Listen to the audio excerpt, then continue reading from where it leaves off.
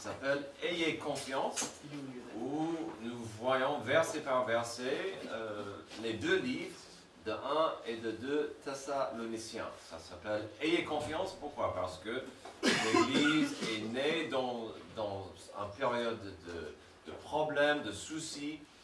Les fondateurs, Paul et son équipe, devaient fuir la ville. Et donc, l'Église était assez jeune dans la foi. Et ils subissaient ce qu'on a vu de la désinformation. Il y avait beaucoup de doutes et donc Paul était vraiment dans un mode d'encouragement et d'édification pour cette Église dans cette période de difficulté et de doute. Donc aujourd'hui, on verra les versets 6 à 12 dans 2 Thessaloniciens 2. Alors, la semaine dernière, nous avons commencé un passage profond sur le début de la fin du monde. Voilà, donc c'était un peu le sujet. Paul voulait les encourager que finalement, ils n'ont pas raté le retour de Jésus et qu'ils ne vivaient pas pendant la grande tribulation. Certains leur ont suggéré que c'était le cas. Et donc, il est en train de mettre un peu le calme pour dire non, ce n'est pas encore le cas. Alors, ce n'était pas vraiment un regard détaillé de la fin et comment elle va se dérouler, mais c'était plutôt une explication de comment Satan pourrait un jour avoir assez de puissance et d'influence pour ouvrir la porte à ce processus à la fin. Alors, si vous ne considérez pas ce que la Bible dit sur la fin du monde, ben, les possibilités sont nombreuses. On a considéré quelques idées logiques de ce que l'homme de la rue pourrait imaginer sur comment la fin arrivera. Amen.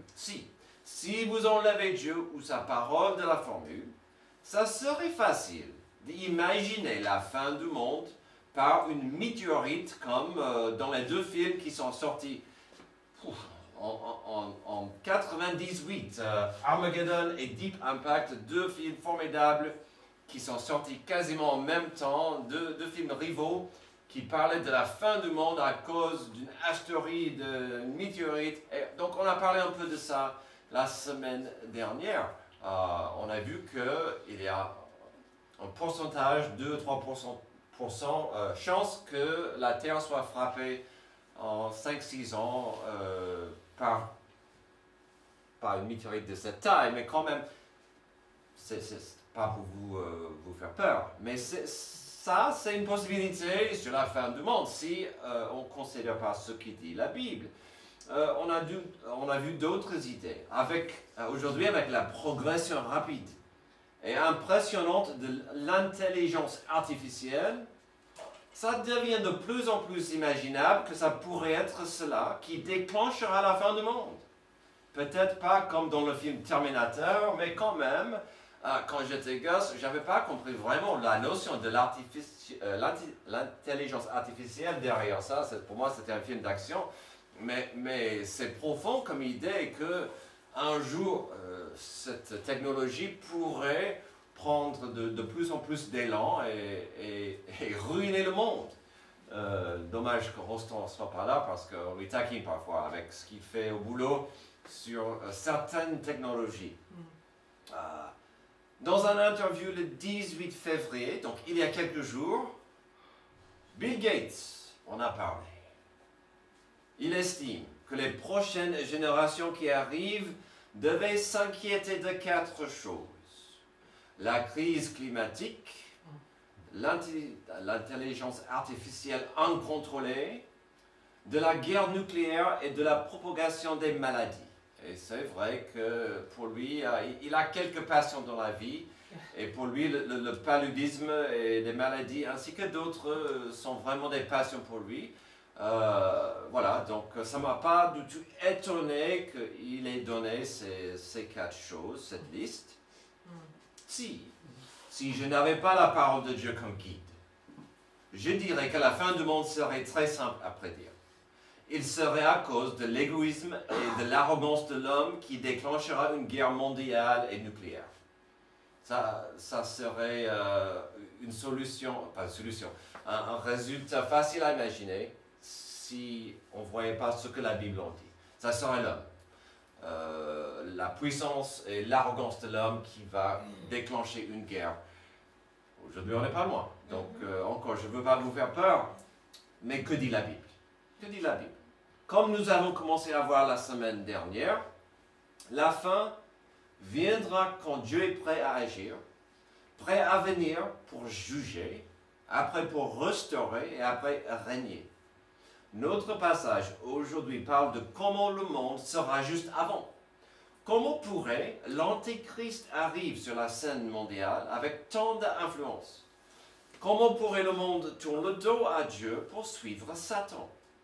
Comment pouvaient de telles choses arriver à une telle ampleur? Aujourd'hui, nous allons considérer deux mots comme réponse à ces questions. Le mot présence et le mot puissance.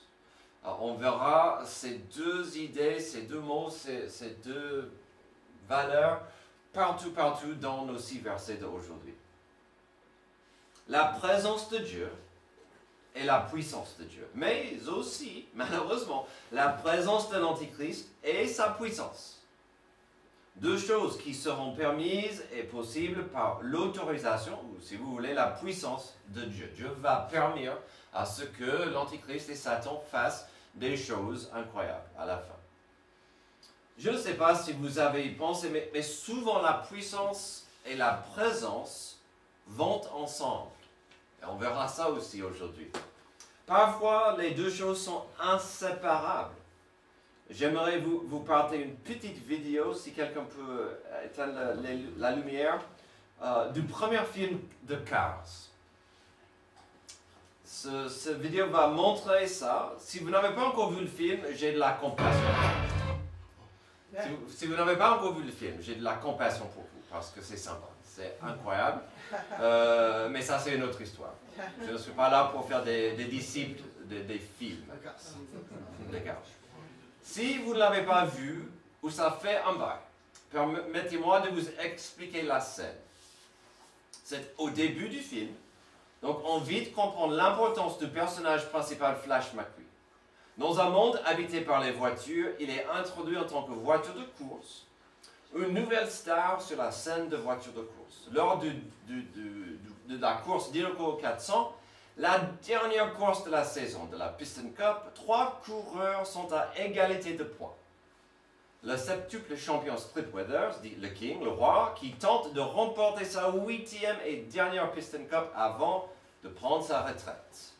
L'habituel second de Chick Hicks qui a recours aux accidents forcés pour prendre de l'avance, et le talentueux mais arrogant nouveau venu Flash McQueen.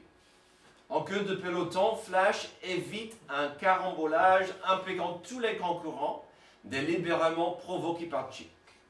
Pendant que les autres voitures s'arrêtent pour changer de pneus, McQueen reste en piste pour prendre la tête. Grâce à cette avance, il domine la fin de course jusqu'au dernier tour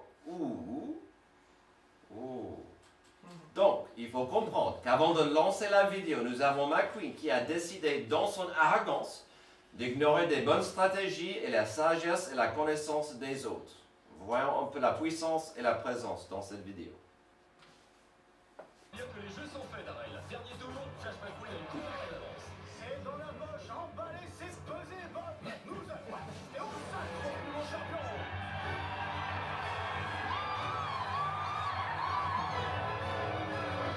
Préparez le rapport d'allié, j'arrive. Oh non, il a éclaté un peu. Et il ne lui reste plus qu'un tour à couvrir. Va-t-il y arriver? McQueen a crevé. McQueen a crevé. Allez, allez, vas-y, vas-y.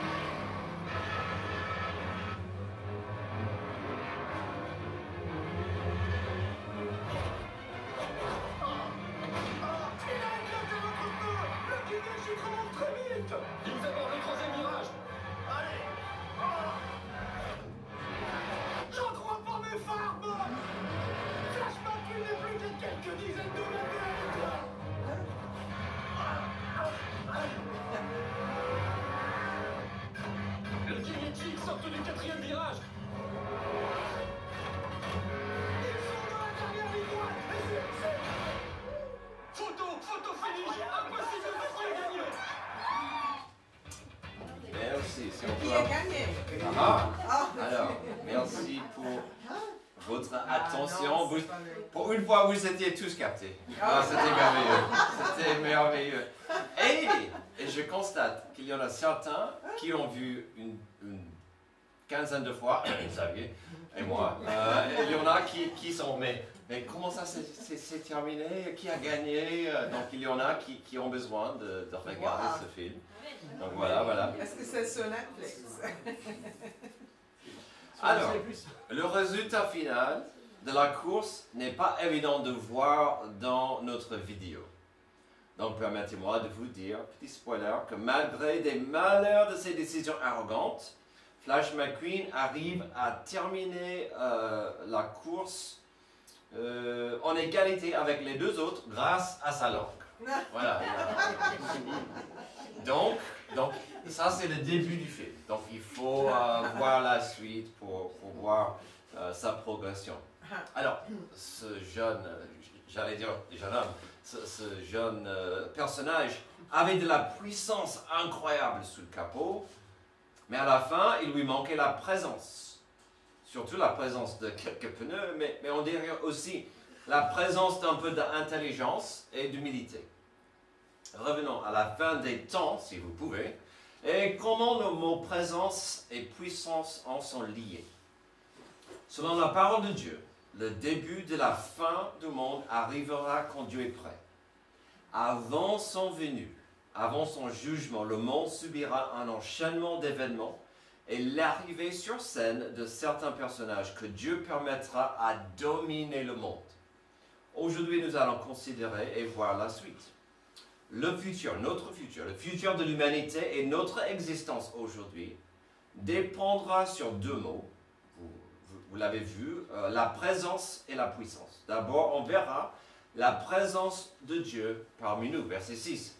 Et maintenant, vous savez ce qui le retient, afin qu'il n'apparaisse que lorsque le moment sera venu pour lui. En effet, le mystère de l'impiété agit déjà. Il faut seulement que celui qui le retient encore ait disparu. Déjà dimanche dernier, nous avons terminé avec le verset 6. Il nous est propice quand même de le revoir et commencer notre passage avec encore le verset 6. Nous avons compris qu'il s'agit de la présence du Saint-Esprit qui retient le plan du diable. Nous avons vu qu'une fois que la présence du Saint-Esprit est retirée, le résultat évident sera une grande apostasie globale où le monde entier va rejeter Dieu. Donc on a compris, on a vu ça la semaine dernière. Je vous ai donné quelques passages dimanche pour vous rappeler de la puissance du Saint-Esprit, ce mot qu'on va voir tout à l'heure, mais ce que sa présence représente pour nous et ce monde aujourd'hui. On ne va pas revoir ces passages-là, mais même s'ils sont riches à étudier, mais je vous ai donné ici Jean 16, 7 à 11 et 13 à 14 comme rappel comme quoi la présence et la puissance du Saint-Esprit aujourd'hui est capitale pour nous. Amen. Et on a vu ça tout à l'heure pendant l'étude biblique. Revenons à la fin du verset 7 de notre passage du jour et cette notion de la disparition de la personne qui freine, qui retient le diable et ses plans. Verset 7. En effet, le mystère de l'impiété ou l'iniquité agit déjà. Il faut seulement que celui qui le retient encore ait disparu.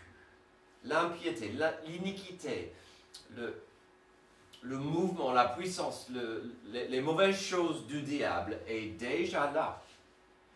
L'iniquité, l'impiété frappe, ça heurte, ça pousse, ça influence aujourd'hui chaque jour. J'espère que vous comprenez ça au verset 7. Le mystère de l'impiété agit déjà. Elle est là. Satan essaie chaque jour, chaque moment, de nous frapper avec l'iniquité. Heureusement, on a la présence de Dieu parmi nous. Amen.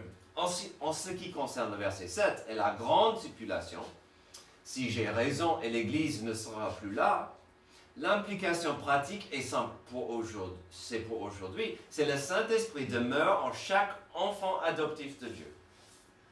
Sa présence est partout dans le monde car il habite dans ceux qui ont reçu l'adoption ou la nouvelle naissance de Dieu, cette nouvelle naissance spirituelle.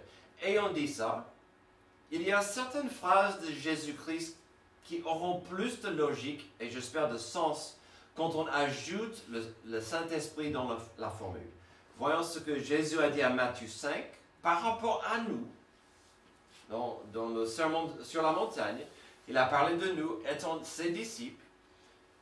Mais imaginez, comme tout à l'heure, on a essayé d'enlever la foi de certaines actions. Imaginez d'enlever le Saint-Esprit de ce passage. Matthieu 5, 13 à 16, vous êtes le sel de la terre. Mais si le sel perd sa saveur, à quoi la lui rendra-t-on? Il ne sert plus qu'à être jeté dehors et piétiné par les hommes. Vous êtes la lumière du monde. Une ville située sur une montagne ne peut pas être cachée. Et on n'allume pas non plus une lampe pour la mettre sous un seau. Mais on la met sur son support et elle éclaire tous ceux qui sont dans la maison. Que de la même manière, votre lumière brille devant les hommes afin qu'ils voient votre belle manière d'agir et qu'ainsi ils célèbrent la gloire de votre Père Céleste. On n'est pas censé vivre dans ce monde obscur sans la présence et l'autorité du Saint-Esprit dans nos vies. La présence de Dieu parmi nous. Pourquoi avons-nous fêté Noël il y a quelques mois? C'était pour fêter la présence de Dieu parmi nous. Emmanuel, Dieu parmi nous. C'est un de mes prénoms préférés, Emmanuel. Et on fête Noël parce qu'enfin, Dieu est descendu. Il est devenu un des nôtres, mais parfait, afin de devenir notre sacrifice parfait. Et donc, c'est pourquoi on fête la venue de Jésus-Christ à Noël, sa présence. Pourquoi mettons-nous tant d'attention à la vie de Jésus et ce qu'il a fait et ce qu'il a dit? Car l'humanité aura toujours besoin de la présence de Dieu parmi nous. Sans elle, on restera frustré et assoiffé. Quand on voit le ministère de Jésus, ses miracles, ses paroles, sa présence était magnifique afin que nous accrochions à lui. Et ce qu'il a dit, ce qu'il a fait. On a besoin de la présence de Dieu. Le futur de l'humanité et notre existence aujourd'hui dépendra sur deux mots, la présence et la puissance. Nous venons de voir l'importance de la présence de Dieu parmi nous, que ce soit aujourd'hui ou dans l'avenir. Maintenant, passons au mot puissance. Alors, comme j'ai dit tout à l'heure, si vous ne l'avez pas encore vu, aujourd'hui dans notre passage, souvent nos deux mots sont interchangeables. On a parlé de la présence, ou si vous voulez, l'absence de la présence du Saint-Esprit, et ça explique énormément de choses quand vous lisez, surtout dans l'Apocalypse, comment le monde à la fin sera très très triste à voir. Ce sera parce que Dieu va permettre à ce que Satan agisse. Et après, il va juger. Maintenant, voyons la puissance. On a vu la présence, maintenant voyons la puissance. Mais attention, on doit faire face à la puissance de Dieu ainsi que son adversaire dans le passage suivant. Donc, notre deuxième point, c'est la puissance de Dieu et celle du diable. Et comme je dis, on verra ces mots et ces valeurs partout dans ces versets. Verset 8. Alors, apparaîtra l'impie que le Seigneur Jésus détruira par le souffle de sa bouche et qu'il anéantira par la manifestation de son retour. La venue de cet impie se fera par la puissance de Satan avec toutes sortes de miracles, de signes et de prodiges mensongers, et avec toutes les séductions de l'injustice pour ceux qui périssent, parce qu'ils n'ont pas accueilli l'amour de la vérité pour être sauvé.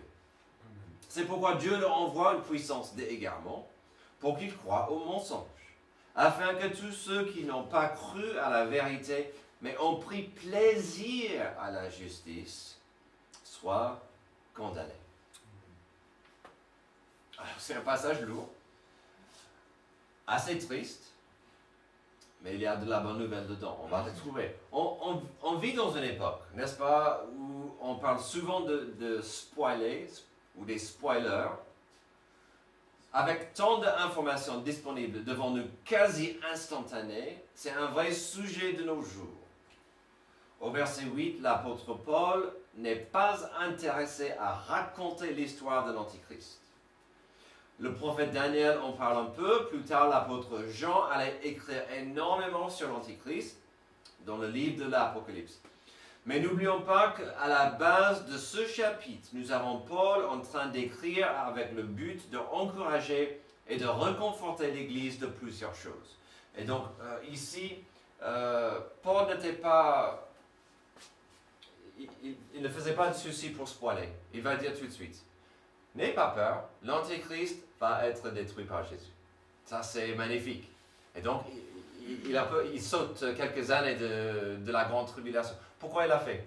Son but, ce n'était pas d'écrire énormément sur la fin des temps, c'était pour encourager cette Église à Thessalonique de garder la foi, d'être dans l'encouragement, d'être patient, mais aussi d'appuyer sur la grâce de Dieu.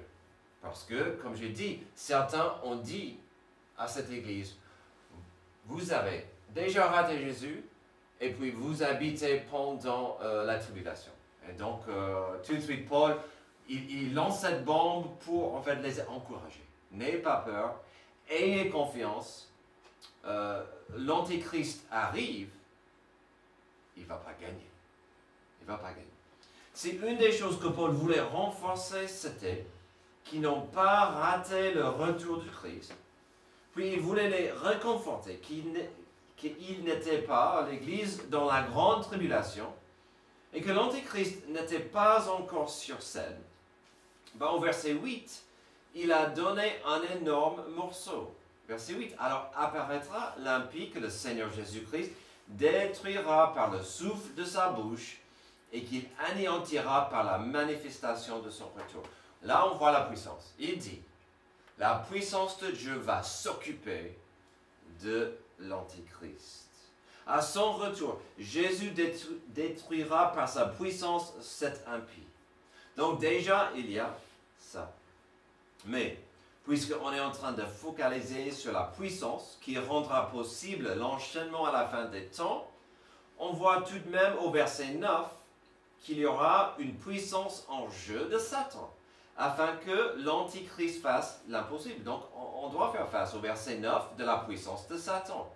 Verset 9, la venue de cet impie se fera par la puissance de Satan, avec toutes sortes de miracles, de signes et de prodiges mensongers.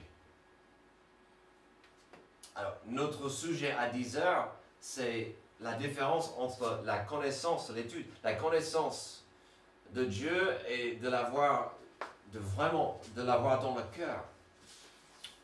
Ce passage me fait penser, je ne sais pas si Xavier va en venir ou pas, à Matthieu 8. Un passage à Matthieu 8, un des passages les plus tristes et effrayants qui soit pour moi, parce qu'il dit, tout le monde qui m'appelle Seigneur n'iront pas dans le royaume des cieux.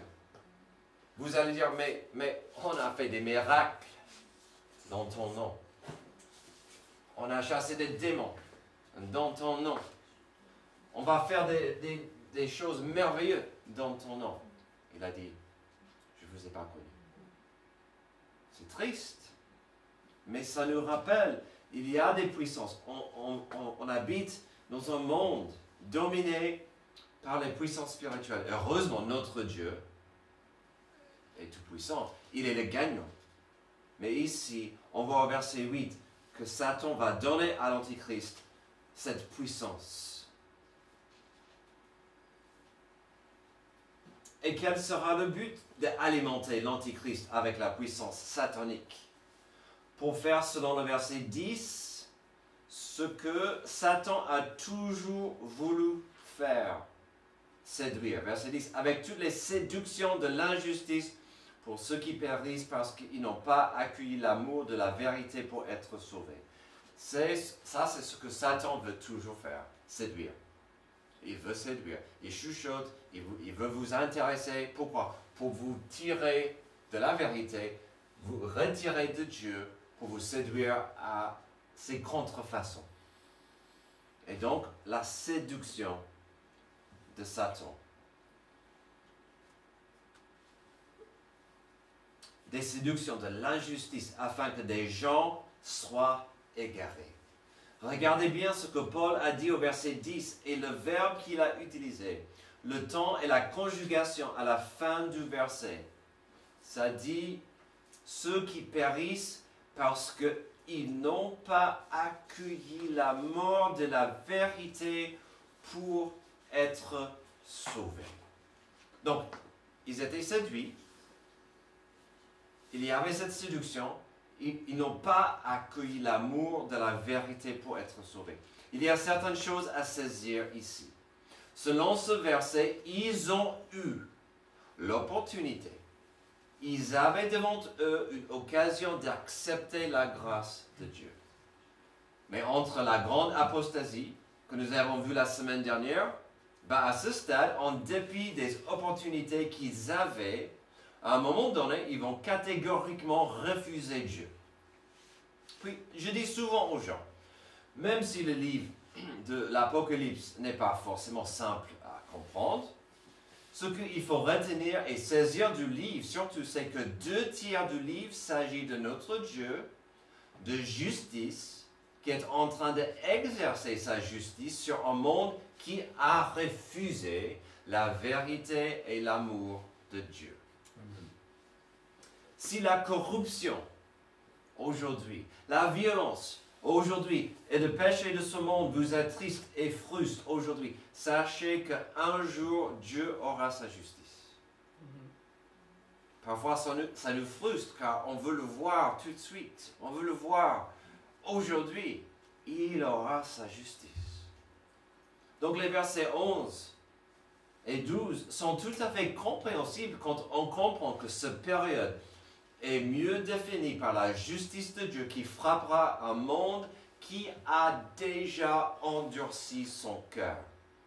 Versets 11 et 12 encore, c'est pourquoi Dieu leur envoie une puissance, donc on voit encore la puissance de Dieu, une puissance d'égarement pour qu'ils croient au mensonge. Afin que tous ceux qui n'ont pas cru à la vérité mais ont pris plaisir à l'injustice soient condamnés. Si vous voulez, Dieu donne à l'homme ici ce que l'homme voulait. Amen. On peut voir cette attitude égoïste et très humaine partout dans la Bible. Par exemple, avec le déluge et l'arche de Noé. Le monde était rempli par la violence, Dieu ne trouvait quasiment personne. Donc, il a détruit notre monde. On voit ça à la tour de Babel. Les gens disent, on peut être Dieu.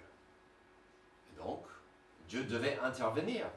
On voit surtout ça dans la vie de Pharaon et le peuple hébreu en esclavage.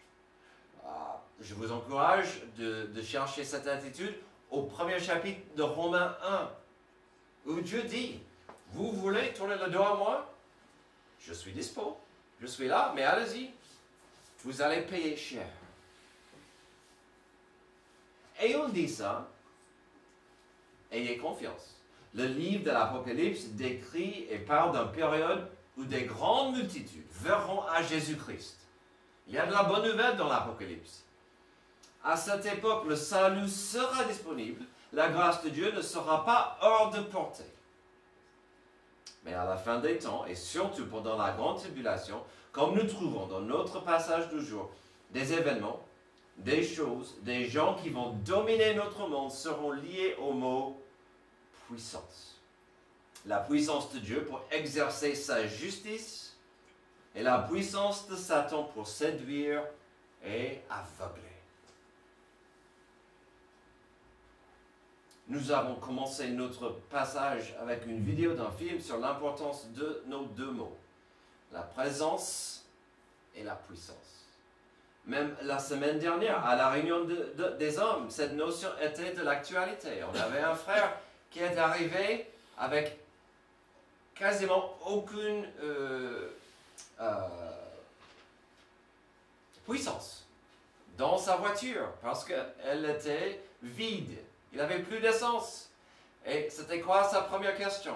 J'aimerais savoir où est la présence de la prochaine station d'essence. Voilà. Et il fallait savoir, si je veux continuer d'avoir de la puissance dans ma voiture, où est la présence de la station.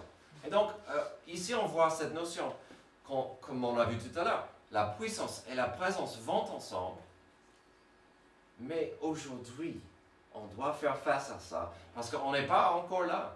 Ce n'est pas la fin du monde, heureusement. Pour terminer, je voudrais vous rappeler d'un passage auquel je fais souvent référence. L'histoire majestueuse, mais aussi tragique de Genèse 1, 2 et 3. Nous y voyons clairement l'importance dans ces pages de la présence et la puissance de Dieu. Comment est-ce que Genèse commence? Dieu arrive, la puissance de sa présence, il parle et la création arrive. Et c'est merveilleux.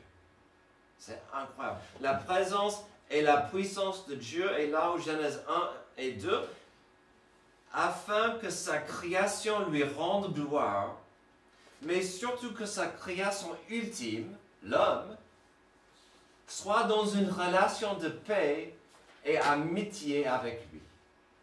La beauté de Genèse 1, 2 et 3, c'est que Dieu a voulu avoir cette relation intime, cette relation d'amour, cette relation de paix avec nous.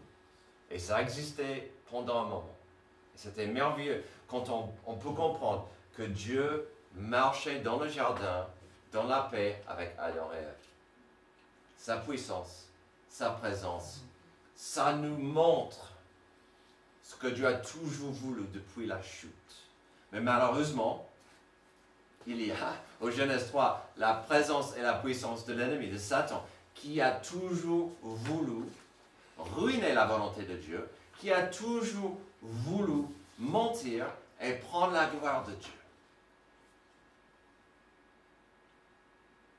La présence et la puissance de l'ennemi, qui est le père du mensonge, qui va toujours séduire afin de tourner nos yeux de Dieu. Comme j'ai dit à la fin de la prédication il y a une semaine, ce qui est important aujourd'hui, ce n'est pas d'avoir peur de demain. On pourrait avoir peur de demain. Ce qui compte, c'est de vérifier votre appartenance aujourd'hui. La présence et la puissance du diable est un problème. C'est une menace même. Mais la présence et la puissance de Dieu dans votre vie, c'est ça ce qui comptera le plus aujourd'hui et demain. Serions-nous dignes quand il revient pour nous? Ça, c'est un thème partout dans 1 et 2 Thessaloniciens. Paul voulait les rassurer. Jésus n'est pas encore venu, mais il arrive. Est-ce que vous êtes digne? Est-ce que vous êtes prêt pour son retour? Prions. Merci Dieu pour ce passage qui nous rappelle de l'importance de reconnaître que nous vivons dans un monde dominé par les puissances et des présences. La présence de l'ennemi, mais heureusement, nous avons accès à la présence du Saint-Esprit. Nous avons la disponibilité de la présence de notre Sauveur Jésus-Christ. Je prie qu'aujourd'hui, chacun de nous soit ouvert à l'idée, soit vraiment dans l'attitude de comprendre que nous vivons dans une période où on a besoin de ta présence. On a besoin de ta puissance afin de briller, afin de faire une différence. C'est dans le nom de Jésus que j'ai prié. Amen. Merci. Levez-vous.